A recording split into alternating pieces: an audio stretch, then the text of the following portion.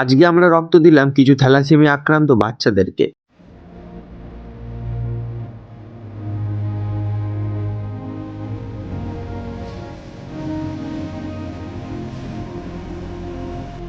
আসসালামু আলাইকুম, আমি Mohammad Samim. Welcome to my new mini vlog. আজকে আমরা সাফা ফাউন্ডেশনের পক্ষ থেকে কলকাতা মানিকতলা হসপিটালে একটি থ্যালাসেমিয়া আক্রান্ত বাচ্চাকে রক্ত দেওয়ার জন্য যাব। সেই মোতাবেক আমি আর রবিউল সকাল 10টা নাগাদ দুজন বার হয়ে গেছিলাম।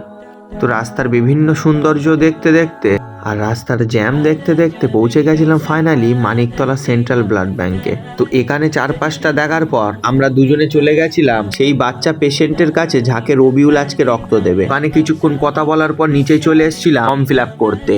তো ফাইনালি সমস্ত কাগজপত্র ঠিক করার পর চলে এসেছিলাম বাইরে রবিউলকে কিছু খাওয়াতে। তো বাইরে এসে কেক আর ওয়ারেস কিছু খাওয়া দাওয়া করার পর চলে এসেছিলাম রক্ত দেওয়ার জন্য। কিন্তু ভিতরে যেতেই আমাদেরকে বললো 2 ঘন্টা বসার জন্য। আর এদিকে রবিউল কান্নাকাটি করছিল কেন, সেটা তোমরা পরের ভিডিওতে জানতে পারবে।